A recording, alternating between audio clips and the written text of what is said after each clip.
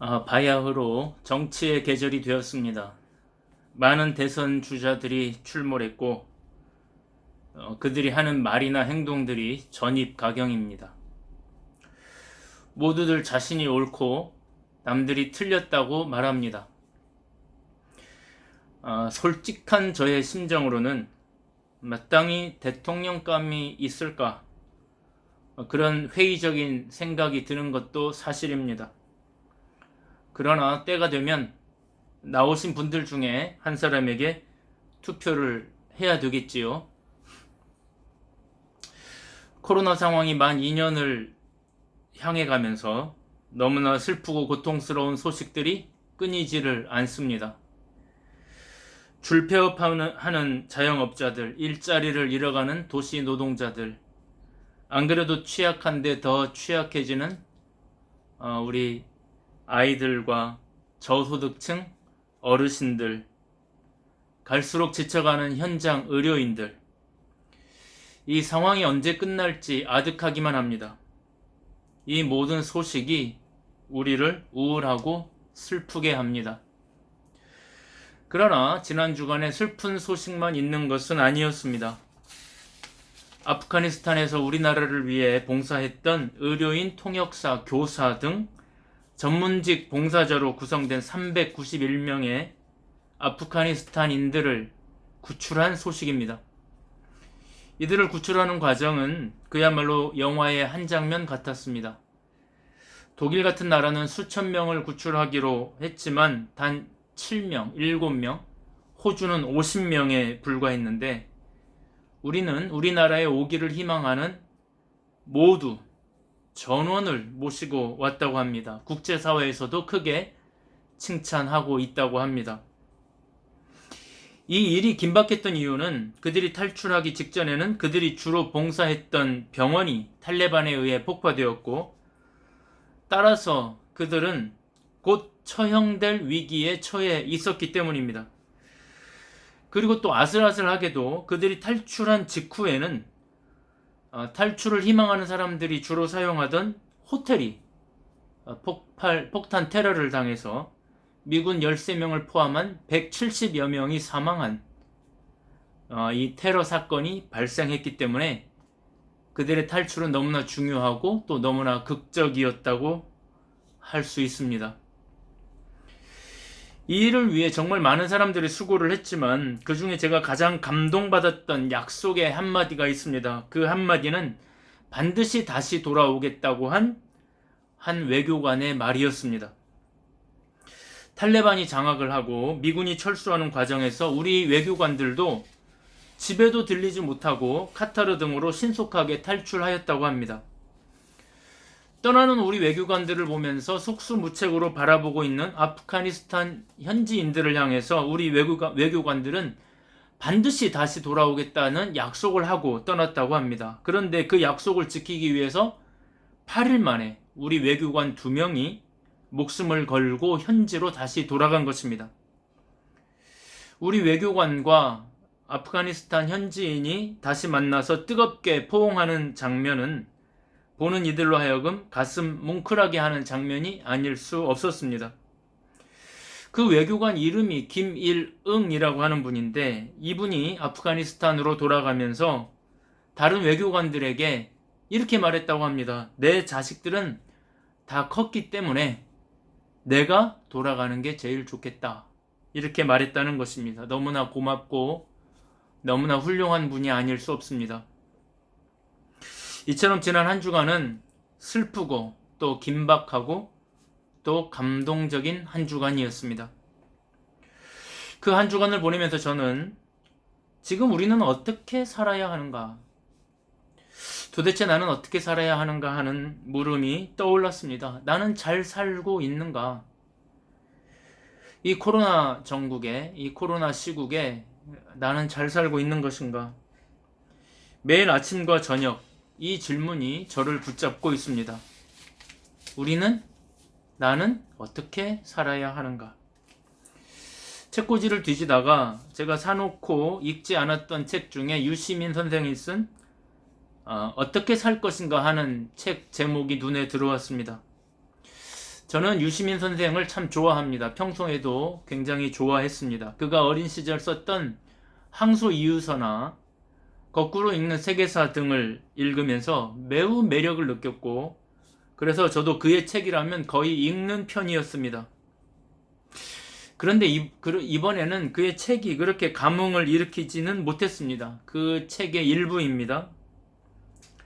인생에서 가장 중요한 것은 자기 결정권을 행사하는 일이다. 철학자 존 스튜어트 밀의 표현을 가져다 쓰자면, 사람은 누구든지 자신의 삶을 자기 방식대로 살아가는 것이 바람직하다. 그 방식이 최선이어서가 아니라 자기 방식대로 사는 길이 가장 바람직하기 때문이다. 물론 이 책에는 정의와 연대와 사랑과 종교와 같은 주제에 아주 중요한 메시지도 나옵니다.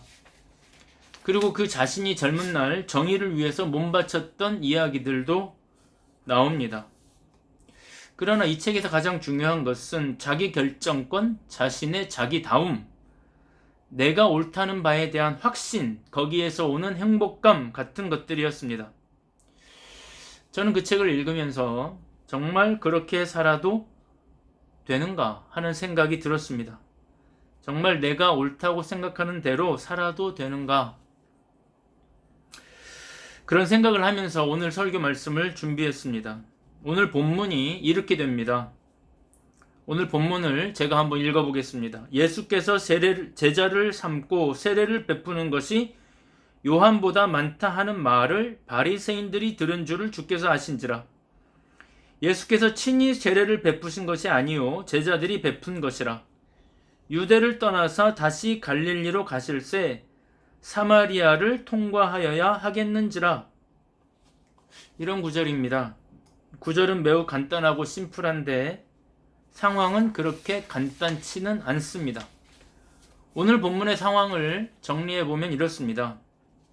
요한복음에 따르면 예수님은 세례 요한에게 세례를 받았습니다. 그리고 몇몇 제자들을 발탁한 후에 갈릴리 지방의 가나라고 하는 아주 조그만 도시에 가서 물로 포도주를 만드는 기적을 베푸십니다. 그리고 예루살렘으로 이동해서 성전에서 장사하는 사람들을 내어 쫓는 소위 성전 시위 사건을 일으키십니다. 그리고 예루살렘에 머무시면서 많은 기적을 베푸십니다. 그리고 예루살렘 모처에서 니고데모라는 아주 높은 관원을 만나서 장시간의 대화를 나누십니다. 그리고 오늘은 다시 요단강에 물 많은 곳으로 가서 제자들을 세우고 또 많은 사람들에게 세례를 베푸십니다. 지금 예수님은 세례 요한을 능가하는 유명세, 세례 요한을 능가하는 지지도가 굉장히 높은 그런 때가 되었습니다.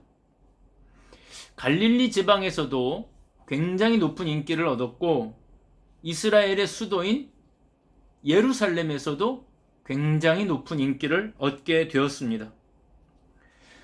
급기야 세례를 받으려는 사람들이 세례 요한보다 예수님에게로 더 몰려가는 쏠림 현상이 나타났습니다. 지지도가 급상승하는 그런 현상이 일어난 겁니다. 그때 그 상황을 탐탁치 않게 여기는 사람들이 등장하는데 그 사람들이 바로 바리새인들입니다. 이 바리새인들은 세례 요한이나 예수님이 등장하기 전까지는 백성들의 신망을 받고 유대 백성들에게 종교 지도자로서의 권위를 구축하던 자들이었습니다. 오갈 데 없는 민심을 주로 붙잡고 있던 자들이 바로 바리새인들이었습니다. 예수님과 세례 요한이 등장하기 전까지는 바리새인들이 가장 높은 인기를 얻고 있었습니다. 그런데 이제 그들을 위협하는 새로운 신흥 세력이 나타난 겁니다. 그분이 바로 예수님입니다. 오늘 1절과 3절, 4절을 다시 보면 이렇습니다.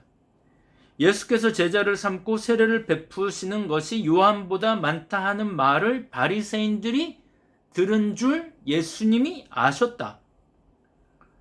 유대를 떠나서 다시 갈릴리로 가실새 사마리아로 통과하게 되었다. 이 말입니다. 이게 무슨 말이냐면 예수님의 세력이 점점 커진다는 것을 바리새인들이 알게 되었다는 것을 주님이 들었다는 것입니다. 이게 무슨 말이냐? 예수님이 점점 유명해지니까 그동안 민심을 등에 업고 살아가던 바리새인들이 아마 이렇게 생각했을 것입니다. 이제 민심이 우리에게서 떠나 예수에게로 향하고 있다. 저 예수를 가만히 두면 우리에게 큰 해가 될 것이다. 어떻게든 저 예수의 인기를 추락시켜야 한다. 어떻게든 예수를 몰락시켜야 한다. 방법을 생각하자. 지금 바리새인들의 동태가 그렇다는 것을 예수님이 예루살렘에서 감지를 한 것입니다. 그래서 오늘 예수님이 이 바리새인들과 정면으로 부딪히기 싫어서 예루살렘이 있는 도시, 예루살렘에 있는 지방인 유대를 떠나가지고 다른 지방으로 가고 있는 겁니다. 가고 있는데 거기가 어디냐면 사마리아다. 왜 하필 사마리아냐 하는 것은 다음 시간에 보기로 하고, 중요한 것은 예수님이 지금 바리새인들과의 정면 충돌을 피하고 그들을 회피해서 떠나갔다. 이게 중요합니다. 오늘 본문을 잘 보면 여러분, 이 본문, 짧은 본문 안에 두 종류의 삶이 나오는 것을 알 수 있습니다. 한 종류는 어려운 상황 가운데서도, 어려운 시대 가운데서도 옳은 일을 위해서, 다시 말하면 하나님의 뜻을 이루기 위해서, 더 구체적으로 말하면 생명을 살리는 일을 위해서 묵묵히 그 길을 걸어가시는 예수님과, 또 다른 하나는 어떻게든 자신들의 기득권을 지키기 위해서 애를 쓰고 있는 바리새인들의 모습이 대비되어 나타납니다. 사랑하는 여러분, 예수님을 보십시오. 당시 상황은 매우 좋지 않았습니다. 기득권자들이 득실됩니다. 기득권을 지키기 위한 온갖 술수들이 도처에 난무합니다.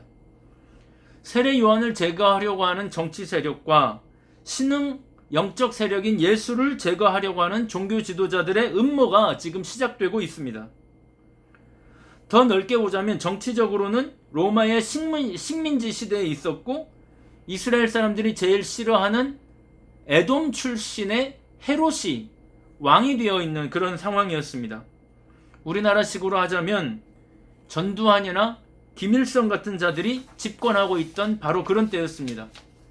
여러분, 이럴 때 어떻게 해야 됩니까? 웬만한 젊은이들이라면 의분을 가지고 돌과 화염병을 들었을 것이고, 어떤 회의론자들은 시대를 원망하면서 술독에 빠져 살았을 것이고, 온 세상이 꼴보기 싫은 사람들은 산속으로 들어가 자기들만의 의의를 유지하기 위해 수도사가 되었을 것입니다.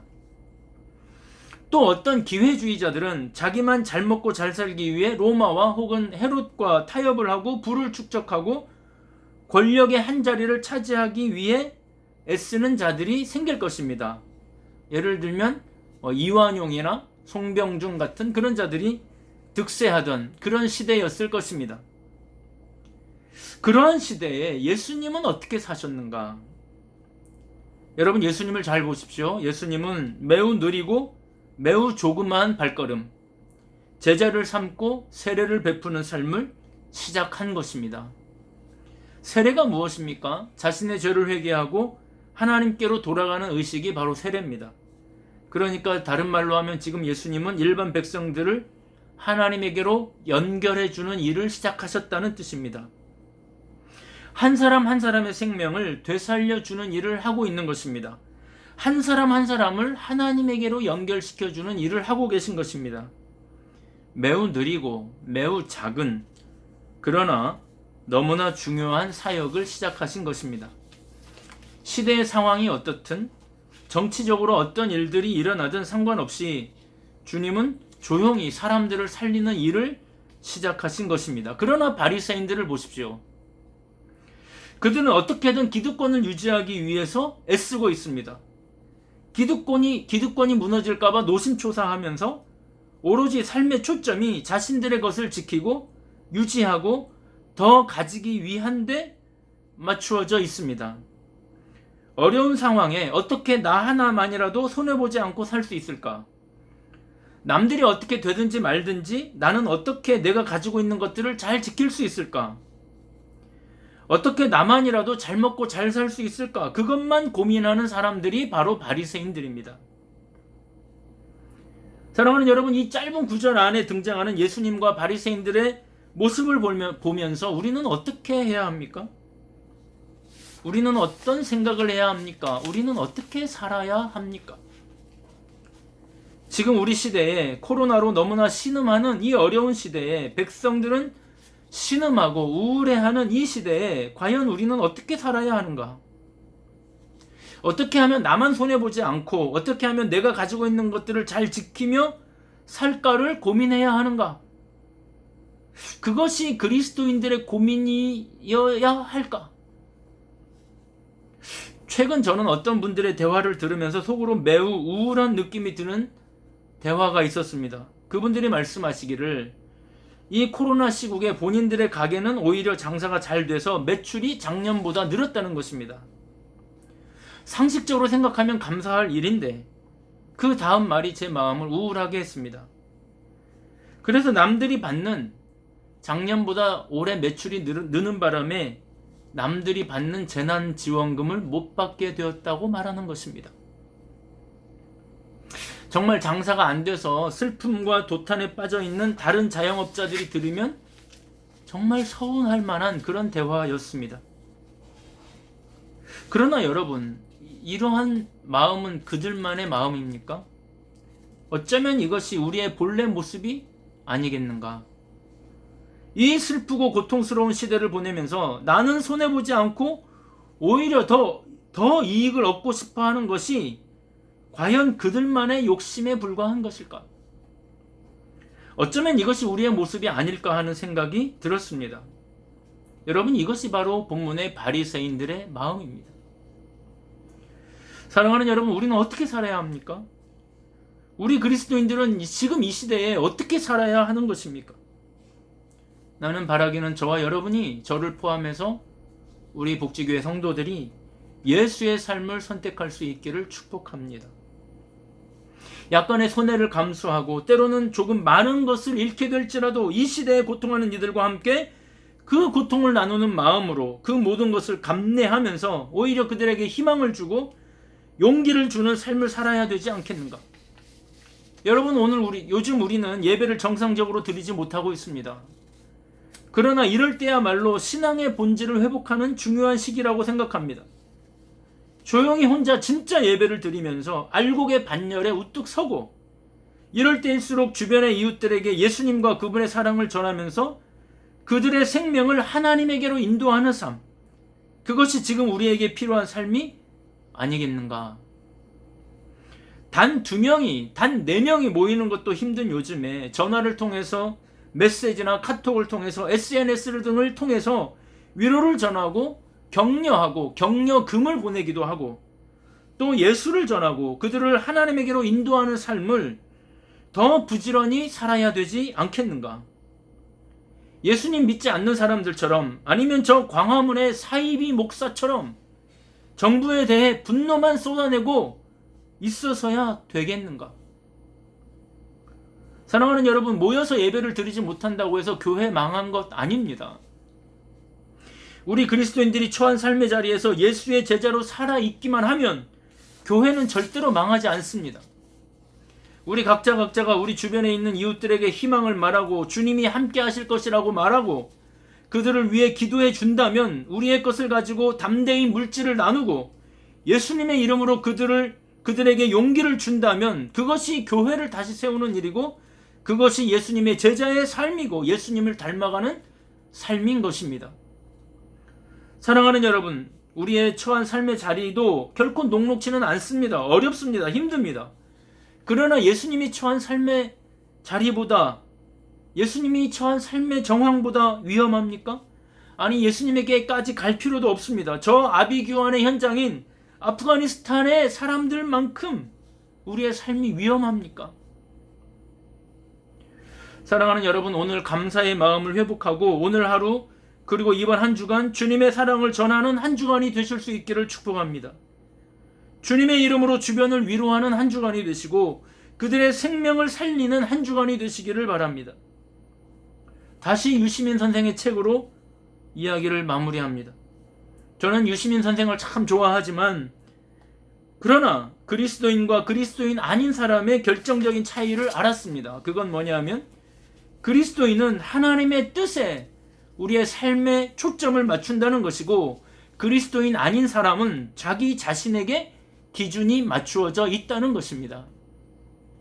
사랑하는 여러분, 오늘 저와 여러분은 하나님의 뜻이 무엇인지 곰곰이 생각해 보시고 저와 여러분의 한 주간, 저와 여러분의 남은 여생이 하나님의 뜻을 이루는 그런 삶이 되실 수 있기를 진심으로 바라고 진심으로 응원하고 진심으로 축복합니다.